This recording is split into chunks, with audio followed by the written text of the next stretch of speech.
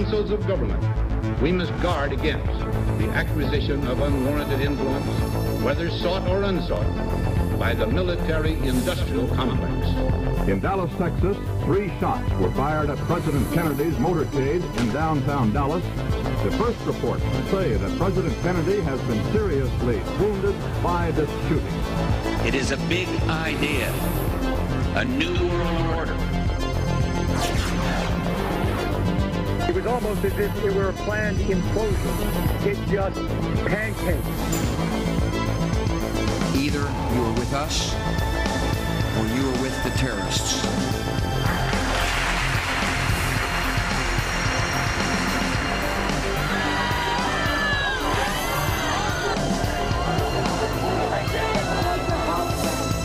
But I also believe that a lot of gun owners would agree that AK-47s belong in the hands of soldiers, not in the hands of criminals. Guns will be taken, and no one will be able to be armed. We will take all guns. For many of the police and guard troops, it is an uncomfortable job to do this in an American city. Global governance at last. Is it one world? The central bankers in charge. But aren't we all just living and dying for what the central banks do? As for me, give me liberty or give me death! The answer to 1984 is 1776.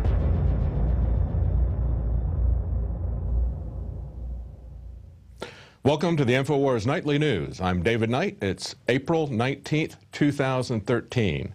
20 years to the day after the government burned the people at the Waco compound just north of where we are here in Austin. And we've got an interview coming up at the end of the show that we taped earlier with Mike McNulty. He's a documentary film producer who followed that story for over 10 years to put together evidence as it unfolded. But we can see the same sorts of things happening today in this story that's happening with the Boston Marathon. You see elements of deception, of changing stories, of lies that have been uncovered. It took a very long time before we understood exactly what happened in Waco, and we're going to talk to Mike McNulty about that. But we see the same pattern developing here. We also see people, the way the media is manipulating this is exactly the same way that it happened 20 years ago. So stick around and take a look at this interview that we've got coming up, but we're going to cover some of the stories right now. Alex was on earlier and telling us about some breaking news.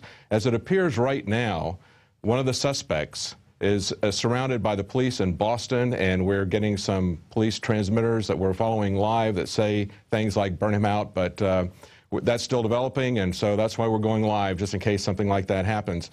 But right now, at this very moment, we have a lockdown in Boston, essentially martial law.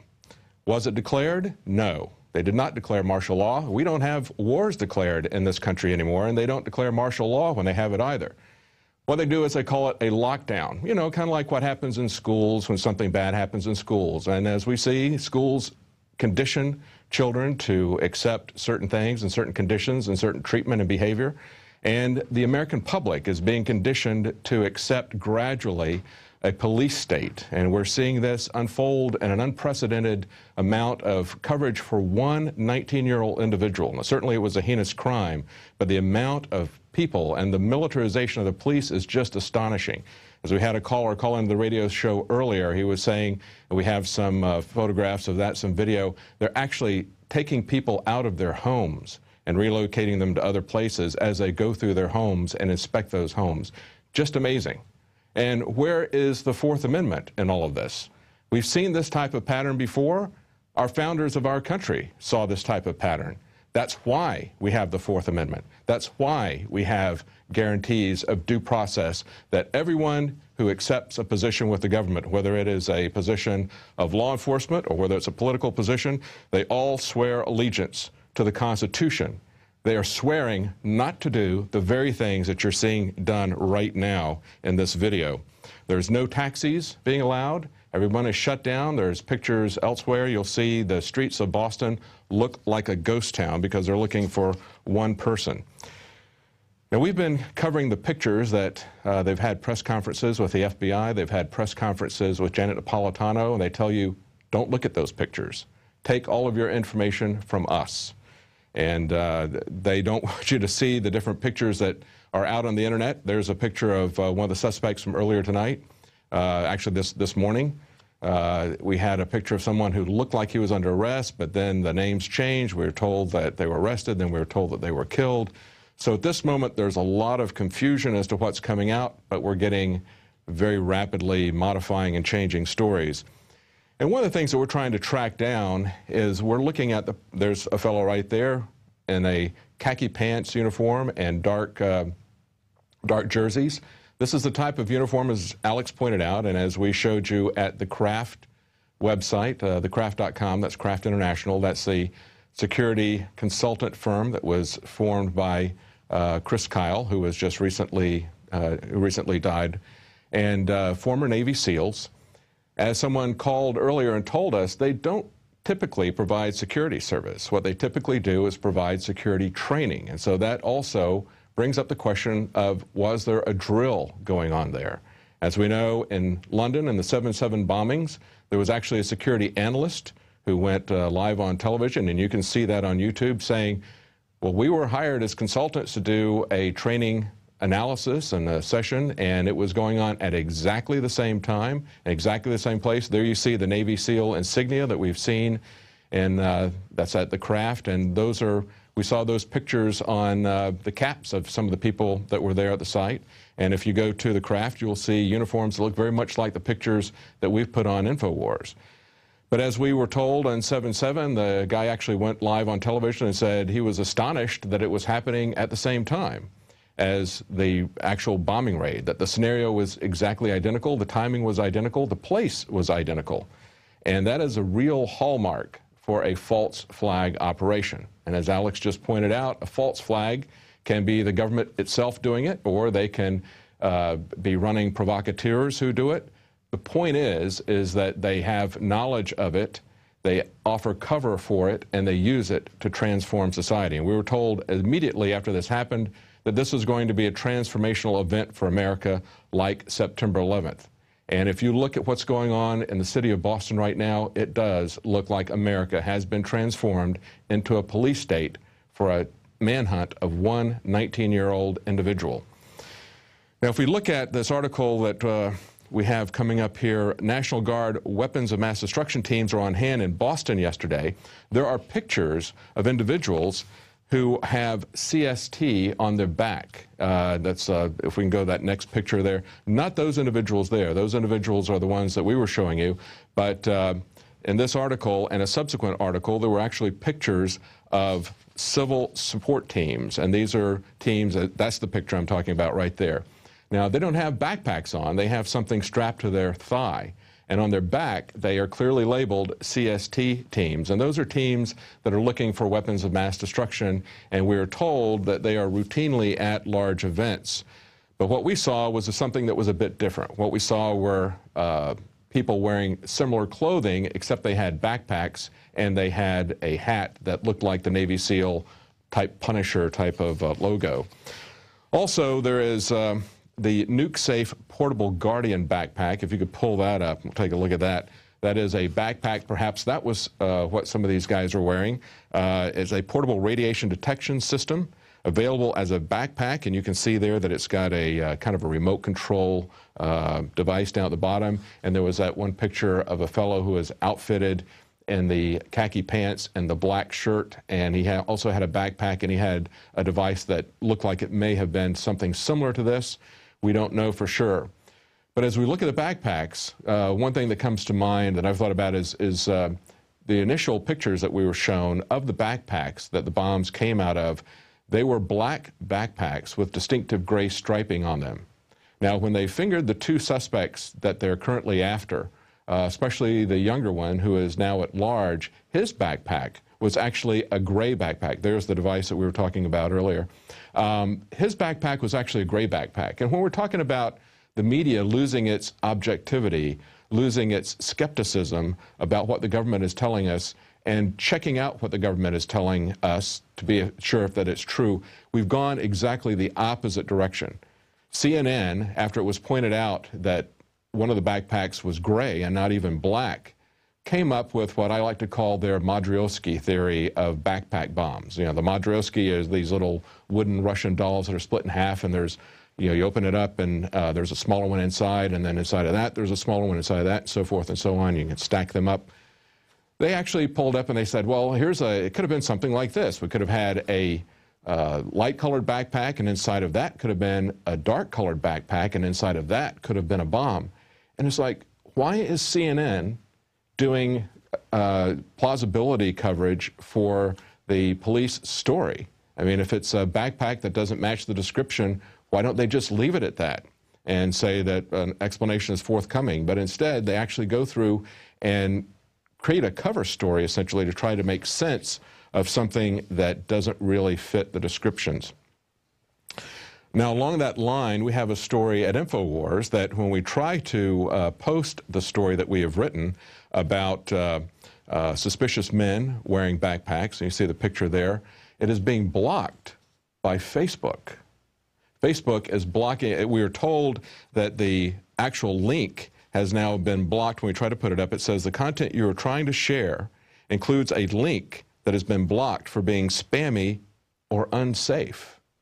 Now, there's nothing spammy or unsafe about that unless unsafe includes something that doesn't fit the government's constructed narrative. Very suspicious that Facebook is now blocking information about these individuals that we first pointed out. Now, the end of the bombing suspects is very skeptical as well. She says, show us the evidence. I'm suspicious that this was staged. She said, I am a lawyer, and there are 4 of us in the family. Her name is Merit Zarnaev, if we're pronouncing the last name correctly. She lives in Toronto. She says, I can't lightly accept this kind of accusations without supporting evidence. Forgive me, but I cannot. Could it be staged? I have to question everything. That's my nature. That should be the nature of reporters. Reporters should be questioning this instead of trying to explain away anything that sounds fishy or implausible in the government's official story. But instead, time and time again, we see that these possible perpetrators wind up being shot. So there is never a trial. There's never any discovery of the evidence. But let's go to that clip right now. We have the aunt talking about this earlier. For me to be convinced that these 2 nephews of mine committed these kind of atrocities cannot be taken lightly. And I found it strange. Tamerlan is walking in the front, Jahar is in the back. Why wouldn't they come together? Just, together as brothers, as I used to know them. So then are you suspicious that maybe they really did do this? No, I'm suspicious that this was staged. The picture was staged. By who? Whoever needs this. But why would whoever is looking for those who need to be blamed for these attacks. So you think they're being set up by someone else, not the authorities? You think they're being set up by someone else? What do you mean, somebody else? Well, who is setting? Who is interested in this case? When you're blowing up people and you want to bring attention to something for some purpose, you do that mass.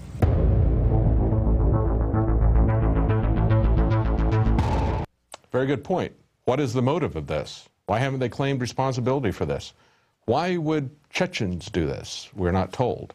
Any more than why would some right-wing terrorist, as the Southern Poverty Law Center would say, why would they do something like that?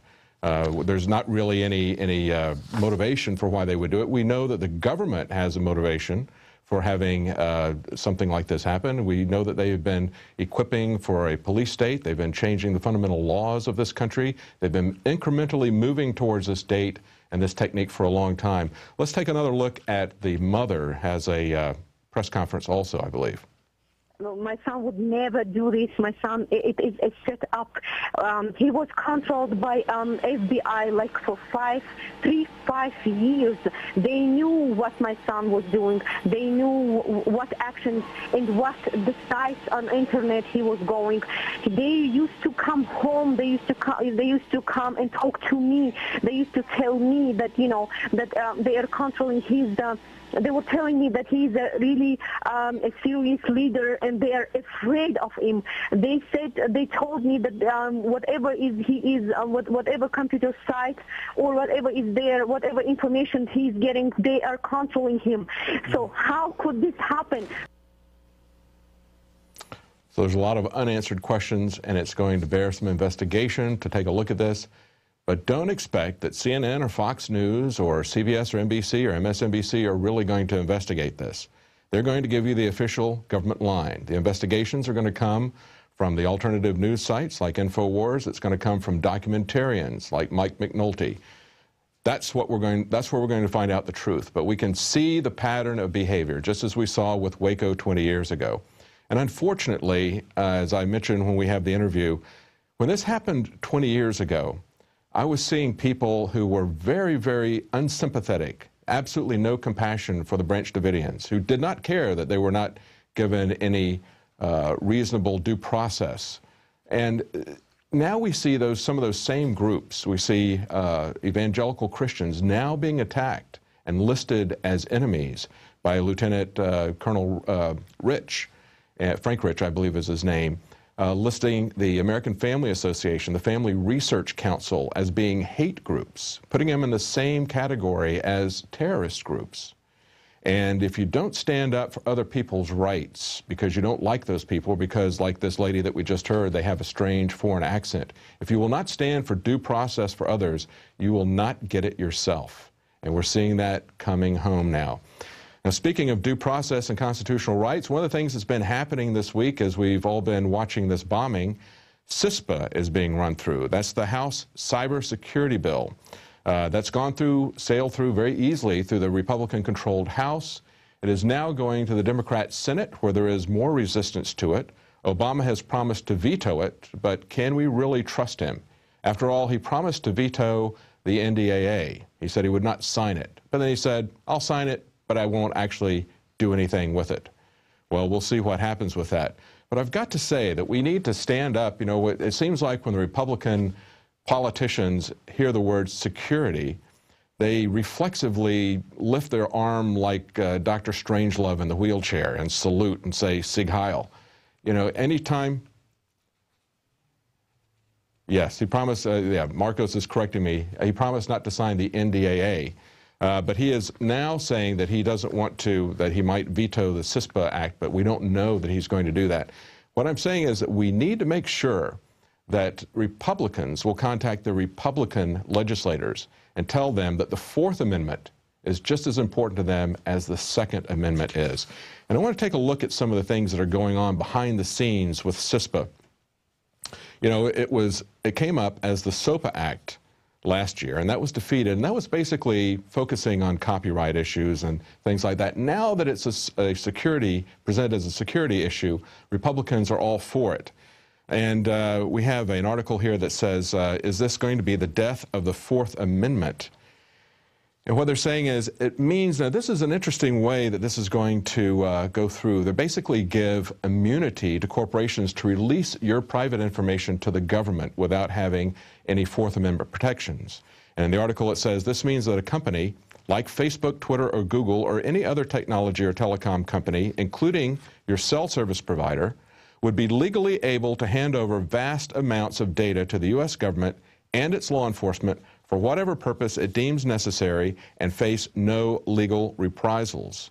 There are no requirements that personal data, such as health records or banking information, should be anonymized either before sharing it with the government. So essentially what it does is it removes the legal liability for private corporations to share private information about you to the government. And the government can say, well, we didn't need to get a Fourth Amendment court order because we're not taking it directly. It's being handed over to us by a third party. Do you see how deceptive that is? And it says here also in the article, the Fourth Amendment does not protect private companies from accessing and data mining your information for its own gain. It only protects against the U.S. government unlawfully accessing your information without a search warrant. Now, another aspect of this that bears looking at is the article, pull up the article, it says CISPA supporters spend 140 times as much money lobbying as opponents. Now, when SOPA came through, corporations put down a lot of money to fight that. But now, very little money is being put down to fight it, and there are a lot of corporations, big defense contractors, military industrial complex corporations that are pushing in favor of this. Now, why do they like this? Well, they stand to benefit from big defense contracts. We have to understand that the military-industrial complex that Eisenhower warned us about has not only got us involved in perpetual war for the last 60 years, but that military-industrial complex is now hungry for even more money. They're not satisfied with multiple wars on foreign soil. They want to fund a giant police state here domestically. There's a lot of money to be made out of that. And one of the people that's going to make a lot of money out of that is the wife of the Republican legislator who is pushing for this. Mike Rogers, the biggest sponsor and spokesperson in favor of CISPA, his wife, Christy Clemens Rogers, she is the CEO of Aegis LLC, that's AEGIS LLC. She just got a $10 billion, that's B billion dollar security contract with the U.S. State Department for security services. And she writes articles about cybersecurity. Now, Rogers has said some pretty amazing things in defense of this bill. He's made claims that there's no companies that oppose it, that only 14-year-olds who are blogging and tweeting from their basement support it. He's said that this is not about getting any private information on anybody. It's simply all a bunch of ones and zeros. Can you believe that he said something that incredibly stupid? You know, all digital communication is ones and zeros, but there's a lot of content. All of your personal information is transmitted as ones and zeros. Certainly, he's got to realize that we know that. And lawmakers have cited the Boston bombing and WikiLeaks as justifications for passing CISPA. You see, if they call it security, they can get you scared about anything and expect that you're going to surrender your rights. And certainly we don't want to know the types of things that have come out of WikiLeaks, the types of things that have been secrets that have been revealed about Henry Kissinger and that sort of thing. This bears watching, and again, I repeat, this is not passed yet. It faces more opposition in the Senate. The Democrats, for some reason, are a little bit more friendly to civil liberties than Republicans are, especially if security is mentioned. So we have a chance to defeat this in the Senate, especially if we put pressure on Republican lawmakers who typically would reflexively vote on that. And we have to understand that it is an uphill battle because there are a lot of big corporations who are pouring a lot of money into this and stand to gain very big military contracts, as well as a lot of businesses. The U.S. Chamber of Commerce is supporting this because they see this as a way of essentially not getting stuck in a tug of war between law enforcement and civil lawsuits of people that they are turning their information in. Now, one last story we have tonight, and then we're going to go to the interview that we have with Mike McNulty. Before the blast, West Fertilizer's Monsanto lawsuit, there was a lawsuit going on, a class action lawsuit that's been going on for a couple of years between the fertilizer company that just had the massive explosion up in Waco. That was going on with Monsanto, and that's been dragging on and on. So that's a story that has a lot of interesting elements to it. We're not saying necessarily this is a conspiracy to set up to draw attention away from the anniversary of the Waco bombing, but it is amazing that that happened so close to the anniversary of Waco, that it happened so close to there being a emergency drill there that was one day away, and that it involved fertilizer, albeit on a much, much larger scale than Oklahoma City. If you remember the Oklahoma City bombing that also happened on April the 19th, retired military generals came forth, at least one, came forth and said that that it was not plausible that a fertilizer bomb would either do that much damage or have that kind of blast pattern by itself.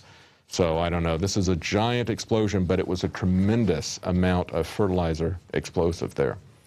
We're going to go to a break. We've got a report coming up from Jakari Jackson, and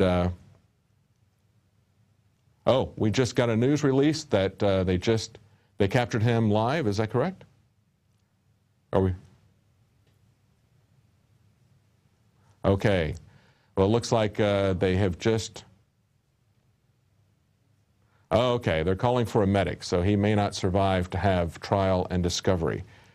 Certainly hope that he does. We don't know at this point. You know, we're always very careful to say that someone is an alleged suspect.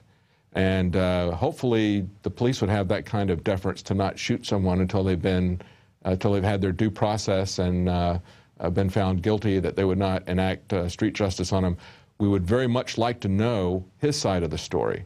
And so we very much hope that he survives. We would like to hear that story. But one way or the other, we're going to have tireless people like Mike McNulty, who spent, as I said, over 10 years and documented how people like Eric Holder, who was very much involved in the Waco trial as well as in the Oklahoma City bombing, he documents very closely what happens with the process, and he did a lot of freedom of information data and very detailed tests about the fires that happened at Waco. So stay tuned for that right after the break.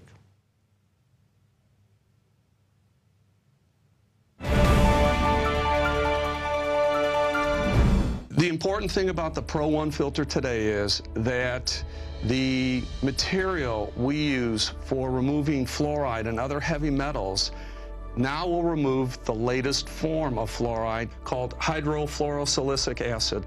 There's no other fluoride reduction filter out there that will remove that type of fluoride. And it's extremely important because today we're hearing more and more cities are using that form of fluoride. We've been having medication forced on us through the water system for quite a while. Most people don't realize it. Most people don't realize the negative effects of fluoride. There's a wide range of health effects that are attributed to fluoride.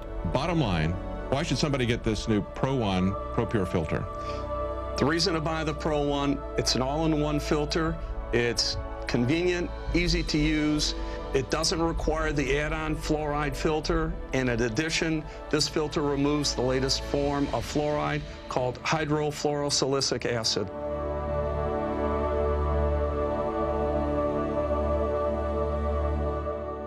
I'm Darren McBreen, and these are some of the new items that are available now at INFOWARSshop.com. Alert the public to Obama's blatant abuse of power with the new Obama t-shirt. Obama's Joker face on the front and "Come and Take It" on the back. It's time to publicly call him out for what he is, a tyrant. Defend the Second Amendment with our top seller "Come and Take It" t-shirts. And look at that, women's cut tank tops and t-shirts now available. Nice hat. Plus the "Don't Tread on Me" flag. And now you can become a micro distributor of the INFOWARS magazine. Plus, get your own copy delivered right to your door each and every month.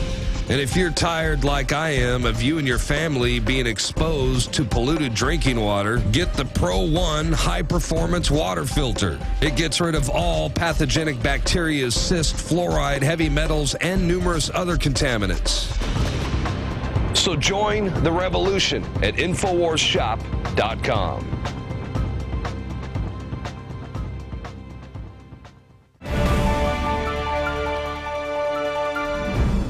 Well, today is April the 19th. It's a very significant day in tyranny.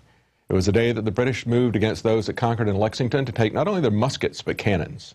It's also the day that the Nazi Panzer Division got tired of fighting the Jews in the Warsaw Ghetto and burned them out completely.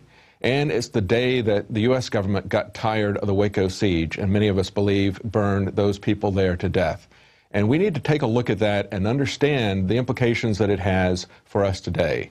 And some people do. Let's look at this clip earlier from someone who was looking at Obama's gun control legislation, a mayor in New York. Most people are law-abiding citizens and may go ahead and sell those or turn those over, but you're going to have a faction of people that are going to take a stand. And I can just predict a Waco-style standoff in some rural area, and it's not going to end well. Now, when Caesar crossed the Rubicon with his army, that was the point at which people realized Rome had become a dictatorship. And so that's become something of a metaphor. And you know, the crossing of the Rubicon for the American government, in my opinion, for me personally, happened before September 11th. Now, September 11th was used to create a legal framework and to change many fundamental things legally in our country. But to me, the Rubicon was crossed from a republic into a military dictatorship when the Branch Davidian compound was burned down.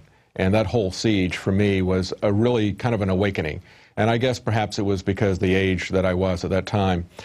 But we have someone with us today who has shed a great deal of light on that. He's essentially worked on that for the last 20 years. He's investigated this. He's uncovered Freedom of Information requests and put together a large story, a detailed story about exactly what has happened there. His name is Mike McNulty, and he's a film producer, and we're going to talk to him about his films on the Waco disaster. Well, Mr. McNulty, it is wonderful to talk to you. I can't tell you how much your documentaries have meant to me, and as I said before, this is the point for me at which I realized that America had crossed the Rubicon. Well, thank you, David. I'm happy to be here with you today. I'd seen the very first movie that you did. We had video stores at the time, and we did everything we could to get people to watch this. At the time this all happened, I was an activist with the Libertarian Party, and there wasn't anything like the internet. But we were passing around information as it was unfolding in real time, and we were watching, just as we are this week, we were watching the difference between what the mainstream media and the government was telling people and what we were getting from eyewitness reports. And for us, we had this experience 20 years ago, and we were looking at this and saying, this doesn't add up. They just lied about this. They just contradicted what they just said. We saw them demonizing David Koresh, saying that they were coming in to protect the women and the children, to protect the children, and then wind up burning the children up in this thing. It was just amazing for us. We didn't have the facts that surfaced later in your documentary because you did a lot of research and Freedom of Information requests and that sort of thing, and unfolded this over a number of years. Tell us about the progress of that. You've done 3 documentaries on Waco. Our friends at the FBI and the Justice Department claim that I was an underhanded dirty dealer. And the truth was, I used something that for them was sort of a dirty trick because nobody had ever bothered to use this tool in the past. They operate on a 1-week news cycle. The events at Waco lasted 51 days. And so I got on the project at the conclusion of events and worked on it from there. But the secret tool that I used was a little thing called time. Instead of rushing right out so I could beat the competition to the next deadline, I simply took almost 3 years to make the first film, and about half that much, about 18 months, to make the second, and another year to make the third. And the process was invaluable because I had the opportunity to make the acquaintances of, time had passed, perceptions had changed, and feelings about what had happened had changed. And so it allowed me to, for example, become acquainted with a gentleman by the name of Bill Johnson, who was the assistant U.S. attorney who planned the original Waco raid on February 28th and led it. And he was, by the time I got to him, beginning to have some real pangs of conscience about what happened. And in the meantime, the court system had its way with the Branch Davidians, completed the cycle. And so I suggested to Bill, after we got to know each other a little bit, sure would be nice if I could go into the evidence locker that you guys hold there at the Texas Ranger headquarters and sort of look around at the evidence. Think I could do that? He said, well, everything's done. Sure, why not? So we went on a little visit. One of the earlier submissions on my blog site covers that, shows pictures of the results, and talks about the things we found in there, including the so-called missing front door. There's a lot of misinformation that we had to wade through, starting with the famous flamethrower tank video that was just completely bogus. But that led to other information that we found that led us to other things that helped develop what we now know as Waco, the Rules of Engagement, Waco, a New Revelation, and the FLIR Project.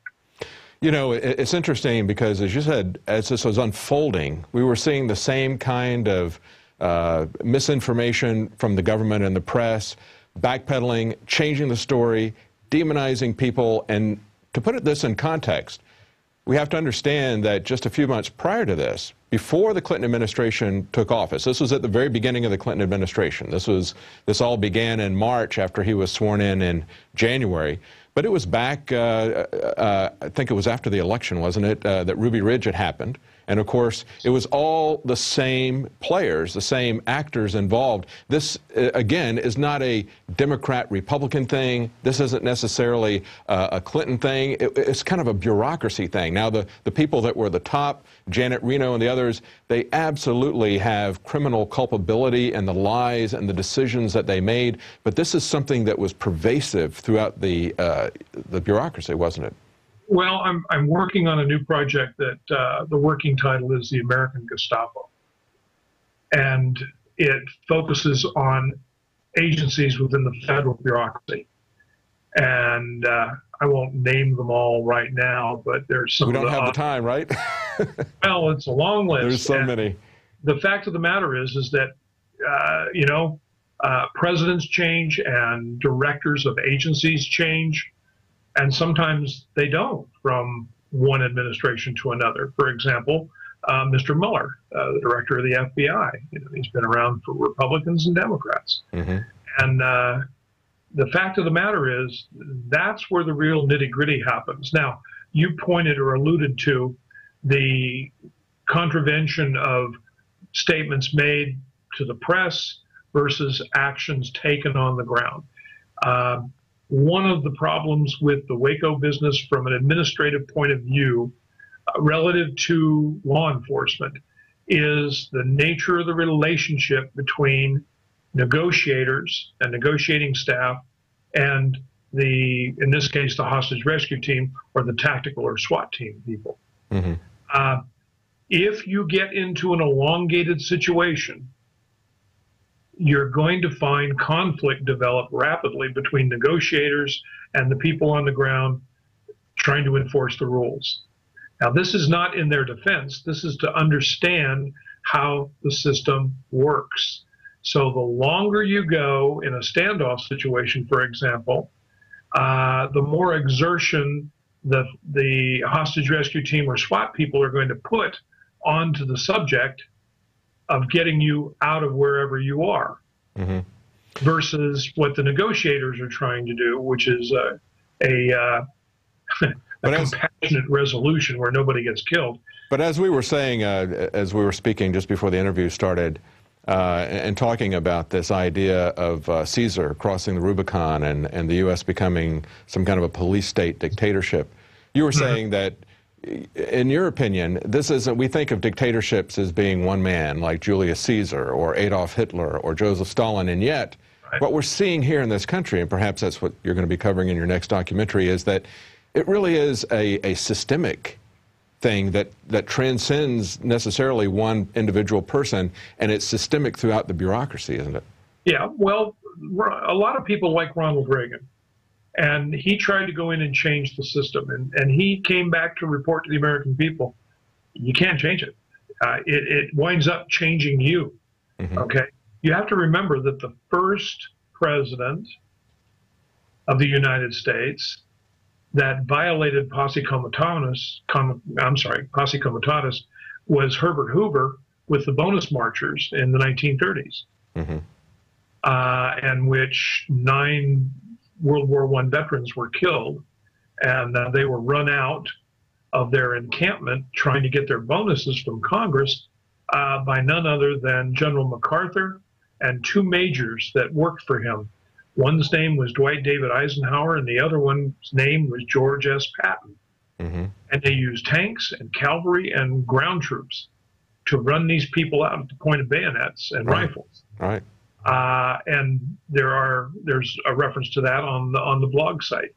And then along came another president who had this riot going on down in Talladega, Florida, involving the Muriel boat people back in the 80s.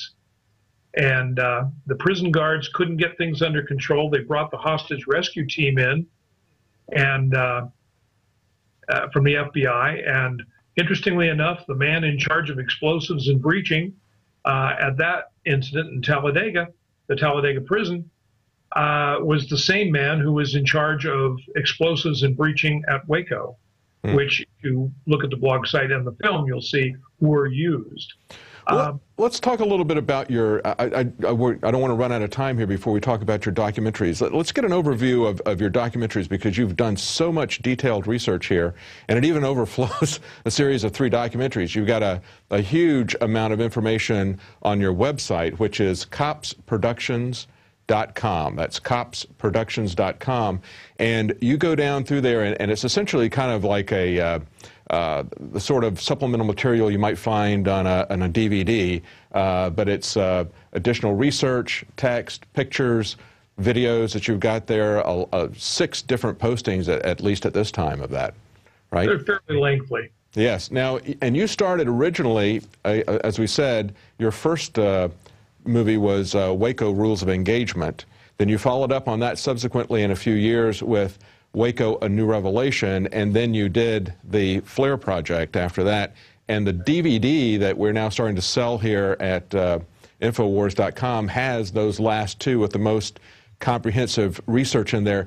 And tell us a little bit about what, one of the big issues is who lit the fire, just like we're hearing with the Chris Dorner thing. And here we are 20 years to the day that everyone was incinerated, men, women, and children. When I came to Austin, I stopped by there, and it was just such a seminal moment for me. I had to stop by and see the Waco, and we want to call it a compound because that's just been drilled into our brain from the incessant repetition on the media, but it was their home.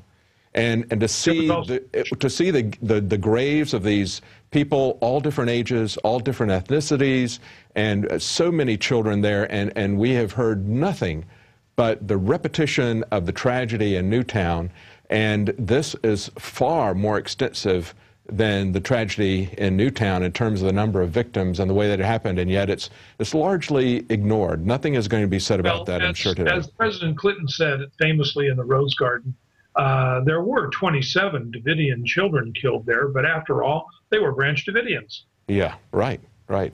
And they were effectively able to do that in public opinion, too. So many people I knew, even Christians that I knew, had such a hardened attitude towards us. They had just shut off their compassion towards these deaths because they didn't like David Koresh's theology. He had some messianic ideas about it. But that was no reason to support the execution of him and the children that were there. That was absolutely insane. And you start out, your blog number 6, you start that out talking about the parallels with the Mormons. What happened with the Mormons? Indeed, at Hans Mill in 1837.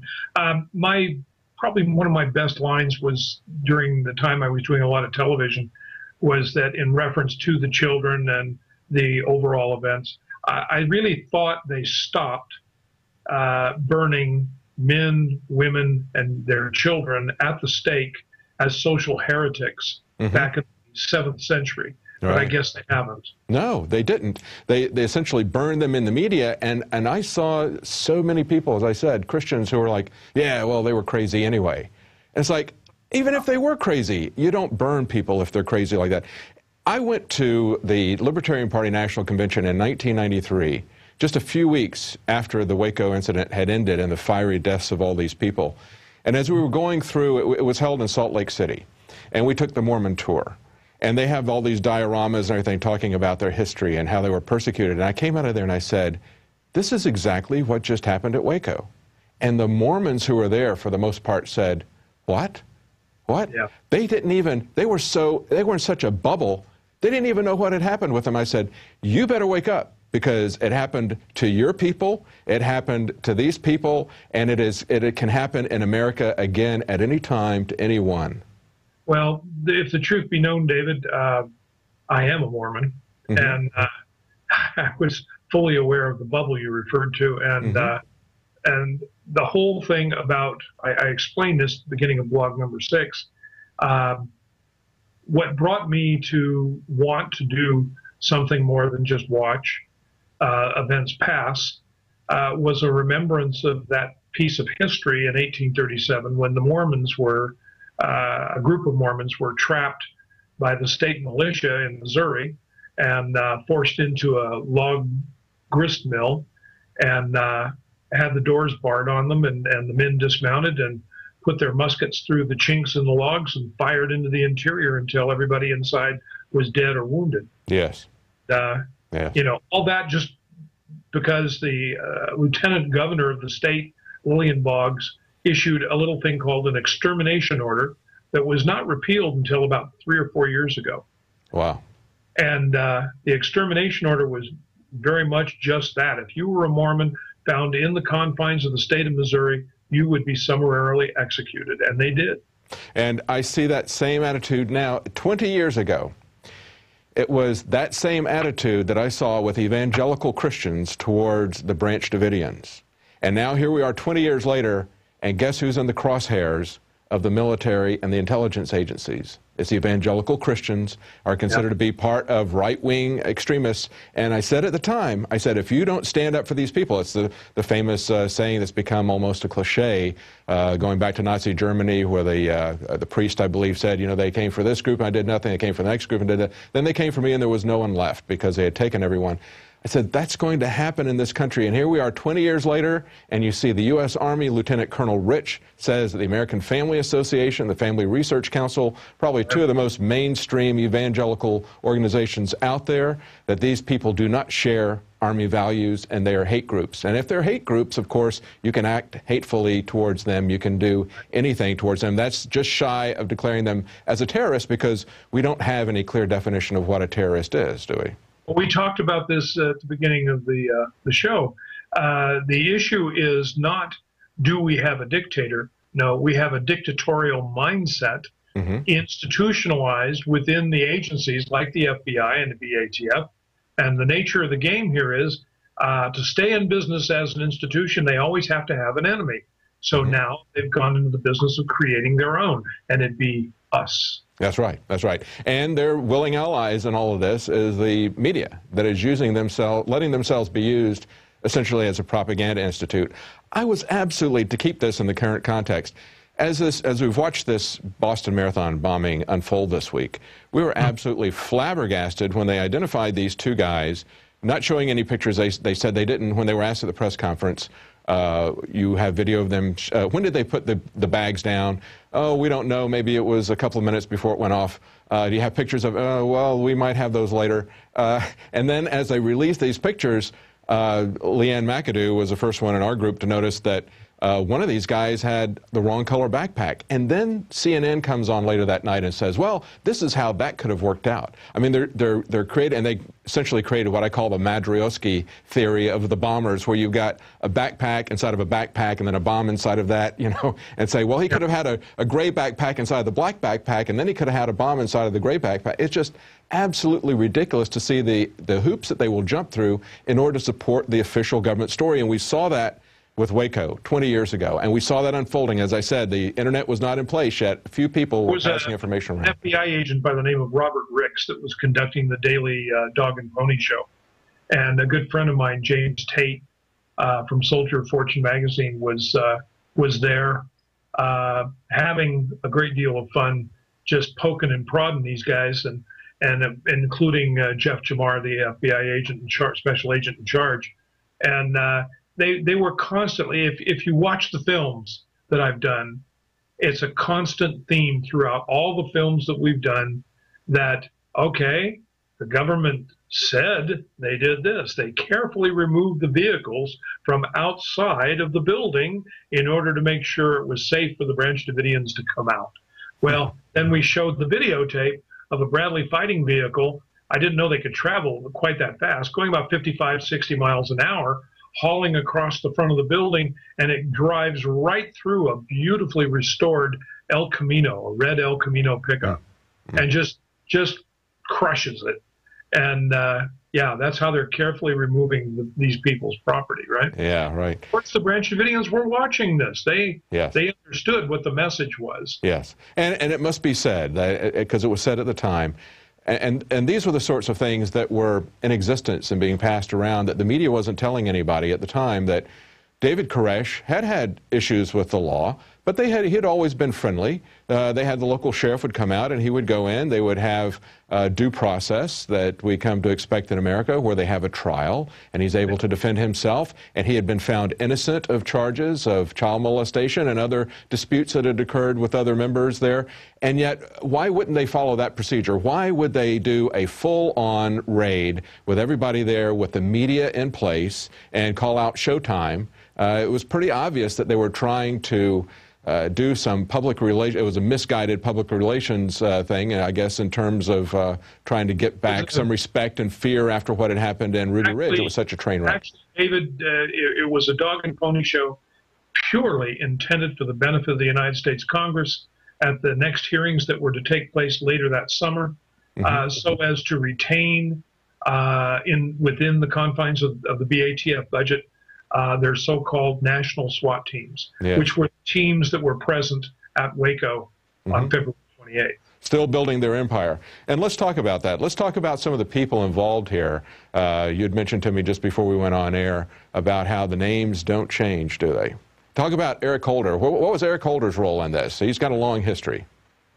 Well, the current Attorney General was then a Deputy Attorney General to Janet Reno, his idol. How do I know it is his idol, or she is his idol? Because there's only one picture that hangs in the Attorney General's office today, and that's a painting of Janet Reno, and he proudly displayed that in an interview about a year ago. That's pretty creepy.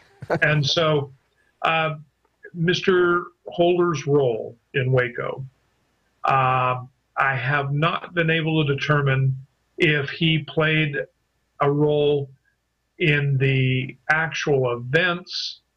My impression is that it was the whole system within the Justice Department was short-circuited. Janet Reno was left hung out to dry. Things were handled by Webster Hubbell, who was the Deputy Attorney General at that time, and they were controlled from the White House by Mrs. Clinton and Vincent Foster. So all of that has some detail in it in Waco: A New Revelation. But the point is that Mr. Holder was a needed shill, I should say, after events and after we released details from the upcoming newly released film Waco: A New Revelation, and the press got it and ate it up, because one of the things we accused the FBI of doing was lying about the use of pyrotechnic devices at Mount Carmel on April the 19th. And so some members of the press got a hold of it and asked Mrs. Reno, or Miss Reno, about the use of these pyrotechnic devices that this filmmaker had discovered in the evidence locker in Austin. And boy, that set her off, and she went crazy. She sent the U.S. Marshals to the headquarters of the FBI hostage rescue team at Quantico, Virginia. And in their searching of the FBI's offices, which is a really strange thing, they discovered additional videotapes that they had claimed that they didn't have, which involved FLIR. And they also discovered photographs. Let's put that. That's forward-looking infrared radar. Forward-looking, so not radar. It would show. Sorry, yeah. What? Not radar. What is the R? What is the R there? Infrared. Infrared. Okay, thank you. Sorry, yeah. And what that does, that shows a thermal footprint, so they can basically. It's a thermal imaging system. Right. And the fact is that they also discovered evidence of pyrotechnic devices that indeed had been used by the FBI. So Miss Reno had to recuse herself because she had already testified before Congress that no pyrotechnics had been used. So she recused herself and appointed her deputy, her new kissy boy, Mr. Holder. Oh, that's a terrible thought. As the Deputy Attorney General in charge of the aftermath investigation, which is sort of like asking the wolf to guard the sheep pen after the sheep. Oh, yeah. And he's been richly rewarded with that by the bureaucracy in subsequent years with his moving up the ladder. So Mr. Holder was the man responsible for conducting the aftermath investigation and supervising the special counsel Mr. Danforth. Now, they'll tell you that Mr. Danforth simply reported results. He wasn't supervised, but I know better than that. The fact of the matter is Mr. Danforth did do a so-called recreation at Fort Hood, Texas. It was a sham. We found out about the sham and how they did it in detail, and we produced a little film called The Fleer Project, which is the second film included in this 2-disc set commemorating the 20th anniversary of Waco. So you get a twofer on this one. And before we're nearly out of time, I want to give people an idea of the kind of detailed research that you do, because you've got a big picture of what's going on here, and you fill in the details, many of which took years to come out. And some of the details that are in here are technical details that are very interesting, just like you got the FLIR tapes. Tell us a little bit about what you found out about methylene chloride, and tell what methylene chloride is and what you found out about it. Well, if your wife has ever nagged you, or maybe it was the husband nagging the wife, to refinish Aunt Bessie's old chest of drawers, the poor things were covered with 250 coats of old paint. The wife sent you down to the hardware store to get some paint stripper, chemical paint stripper, and it comes in a bottle that says methylene chloride. Well, methylene chloride has some very interesting properties. It's very toxic. You don't want to get too much of it on your skin at all. Mm-hmm. And the other problem with it is that when you put it on a set of desk of drawers, a chest of drawers, it certainly eats off the paint and everything, but it develops a horrendous amount of vapors, fumes, and it warns you right on the bottle, do whatever you're doing with this stuff in a well-ventilated space. Yes. Well, why is that? Well, if you read the hazard data safety sheet provided by Monsanto, the makers of methylene chloride, usual suspects, right there in bold print, it says vapors are highly flammable. Now, you might recall the testimony given by all the federal fire experts about the use of the methylene chloride as a solvent for the CS gas particulate. CS gas is not a gas, it's a powder, and it's microfine, 2 microns in size, these little particulate pieces. And in order to get it into the room, you've got to get it in there either by pyrotechnic means, where a stick that's been made of this stuff burns and the smoke carries the particulate into the atmosphere. The problem with that is that starts fires. And they didn't want to start fires, at least that was the story. Mm-hmm. So what they used was methylene chloride, mixing it in with the CS gas particulate, dissolving it as a solvent would, and so that they loaded it into little rockets, white rockets with a blue head, and they were 40 millimeter in diameter, and they'd fire them through M79 grenade launchers. That was one method of insertion. The other method of insertion, is shown in the film, was they put it into pressurized tanks, pressurized with carbon dioxide, and in a liquid form, methylene chloride with the CS suspended in the methylene chloride solution. When you spray that in the air, the particulate did an interesting thing. Methylene chloride does what it always does. It evaporates very quickly, and it leaves the CS particulate suspended in the atmosphere. Quite ingenious. The problem was that they didn't read the Monsanto hazardous data safety sheet about the vapors, or if they did, they ignored it. And when that happened, you're talking about dozens of gallons of this material poured into the building from 6 a.m. to from 6 a.m. until noon. Interesting things happen. Those vapors build up. There was a 30-mile-per-hour constant wind. Yes, they waited till a day it was very windy, yes. Extremely windy, the windiest day of the year, actually. Mm-hmm. And then we decided, wait a minute, okay, so they pumped the building full of this very flammable material. The building itself was a fire trap looking for a place to happen. The Branch Davidians had their own plan about starting a fire to keep the tanks out if they drove the tanks into the building, which the FBI promptly did during the course of the 6 hours of demolition on the building. And so between at least one Branch Davidian that we were aware of, starting a fire after the first fire started and the second fire started by means of, well, let me go down the list. The first fire started in the upstairs bedroom at the southeast corner of the building at a little after noon. The tank inserting the CS methylene chloride mixture had just emptied a complete bottle into that room. At that particular point, according to the FBI 302 reports, several FBI observers close at hand to the building saw a Branch Davidian dressed in a black ninja suit, as they called it, come to the opening torn in the wall and fire at the tank. I believe he fired an AK-47 at the tank in frustration more than anything else. And when he did, within less than a minute, that room was engulfed in flames, and we saw the flames coming out that window. My contention is that that gentleman was the point of ignition of the first fire starting in that bedroom. It was an ignition of the methylene chloride and the CS gas particulate in the air column in that room that had just been pumped in by the tank. And he fired, and to prove this, we tested the methylene chloride.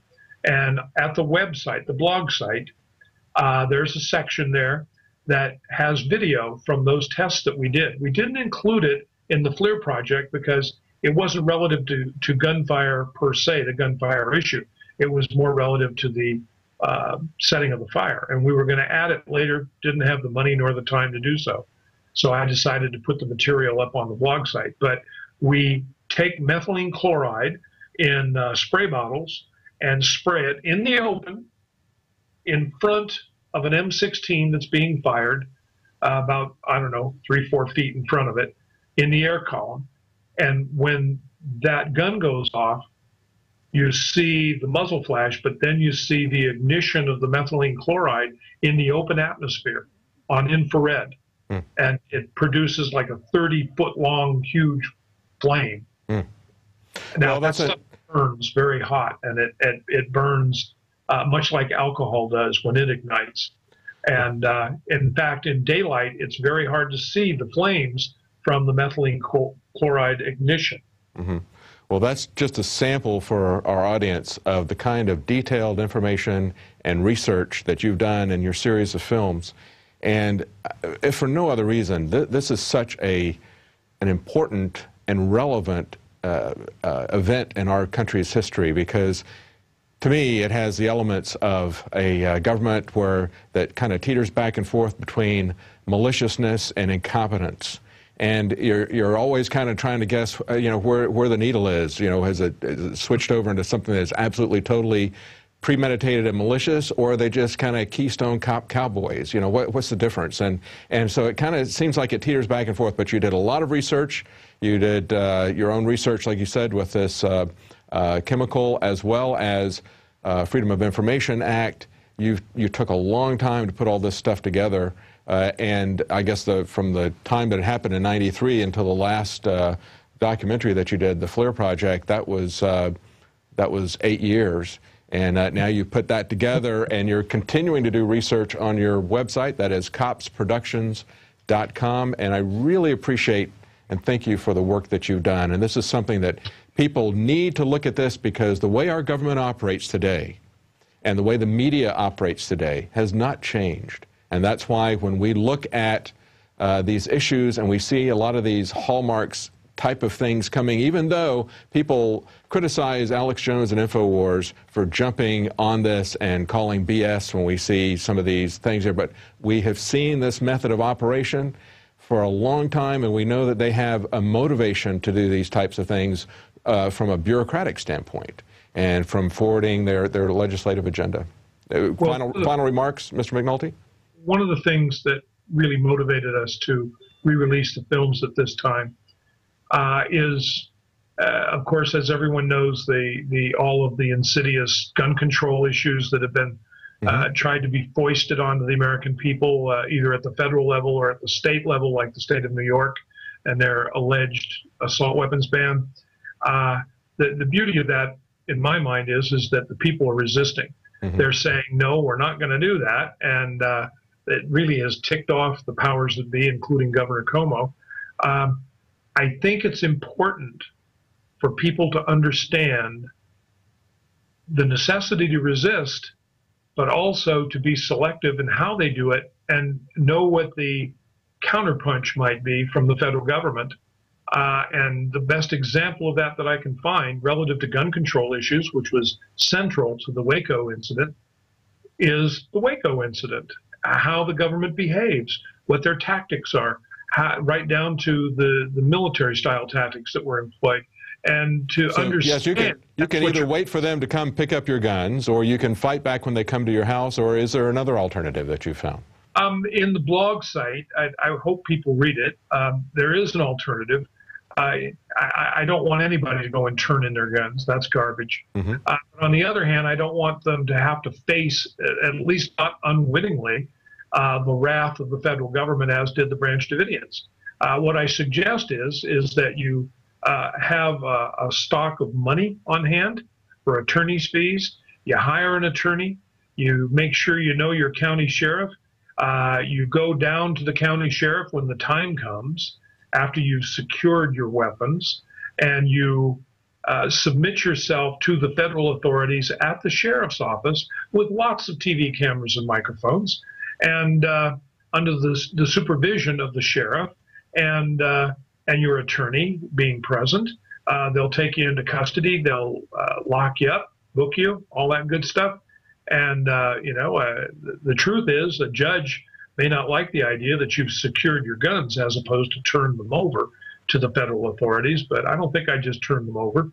And then that means that he may deny you bail because you haven't given the guns over, so on and so forth. The point is you've done it through the legal system. It will tick off the ATF folks big time because they didn't get to go play their SWAT team games. And you'll fit your family and yourself will generally be safe under those circumstances. But you will have the cost of resistance is going to be the cost of the attorney fees and court and all the things that can happen if you're found guilty by a group of citizens who aren't informed of what the real Second Amendment is. Yes, and that's why it's very important for us to get fully informed juries back, because that's at the point where the rubber meets the road. They have to, at some point, try to enforce these unconstitutional, or at the very least, these unreasonable laws. And if your fellow citizens will not stand for the unreasonableness of whether it's alcohol prohibition or whether it's sending somebody to jail for decades because of marijuana possession, or it's sending somebody to jail for life because they've got certain firearms in their possession, if your fellow citizens know that it is their duty as well as their right to judge the law as well as the facts, then we're all in a much, much better place. That's very, very important. And I absolutely agree with you. We have to fight this through the legal system as much as we can, and we need to make sure, though, that the legal system is going to work, and I think we need to do a lot of work on fully informed juries. Well, I would agree with you, and I'd also point out that the tactics employed by the federal agencies involved have not really changed. They haven't really learned anything from what happened. Yes, and that's why your documentary is so relevant today. And we even see many of the same actors now still in positions of authority, but in positions of much higher authority, Eric Holder being one example. Thank you so much for taking the time to talk to us today, and thank you for your research and your work on this. This is a very, very historically important piece of work. People are going to be talking about this for a very long time and analyzing what went wrong in America. Your documentary series is going to be a seminal piece in that. Thank you. Thank you, David. Well, it's very, very important that you, this is the documentary, you can get it on our site, and it's very important that you educate yourself and that you educate other people. As Mr. McNulty said, the way our government operates is not any different than the way it worked 20 years ago. And it's one of the reasons why we were so quick to point out that things didn't look quite so right with this marathon bombing here. We have to understand how the government is operating, and we have to educate the public, or they will get away with it time and time again. And if they can get away with this kind of conduct that borders between incompetence and malevolence, we have to stop that. And at some point, we can only do that through education. And so the way that you can help with that, educate yourself first, look at the detailed research that Mr. McNulty has done in this series of films and these Freedom of Information requests. It's a very detailed picture as well as a large overview picture. And you can find that at InfoWarsShop.com. You can get a copy there and pass that around. Well, that's it for tonight. Tune in on Monday for the InfoWars Nightly News at 7 Central.